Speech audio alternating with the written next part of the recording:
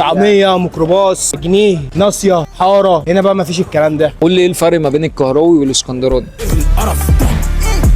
تنزل عندهم هناك تقول لهم مثلا على حاجه يسوحوك، تنزل عندنا هنا كام راجل جدع فاهم يوصلوك. كده عايزك تقلد لي واحد مثلا بتقول له عايز تساله على شارع مثلا او مكان، هيقول لك ايه بالظبط؟ يقول لك انت هتركب من باب الشعريه، هتركب مشروع، مش هيقول لك مشروع بقى، يقول لك ميكروباص، هينزلك مش عارف ايه، هتروح هتلف، هتركب واحد كمان، هترجع هنا تاني الشارع اللي ورا بقى هتلاقي الشارع اللي انت عاوزه ده، وانت اصلا واقف في نفس الشارع. بس فاهم هو لازم يلففك، يقعدوا بقى ايه يعملوا ويقولوا، بس هم ايه ما فهمش راجل جدع، كام واحد بس يتعدى على الصوابع. احنا بقى كاسكندرانيه يا عم انت بص، انت هتنزل هنا فاهم، هنشيلوك فوق دماغنا، اي كهراوي يجي هنا هنشيلوه برضه فوق دماغنا، واحنا كلنا واحد فاهم، وهتنزل على كوبري 45 محدش فيكم هيتفتش. بص انت الكهراوي كده كده هتعرفه، الاسكندراني كده كده هتعرفه. من ايه بقى؟ الاسكندراني من ايه؟ من طريقته، من تصريحه الجل فاهم، من الكاب بتاعه هتلاقيه كده واسع قد كده فاهم، غير كده بقى لهجته.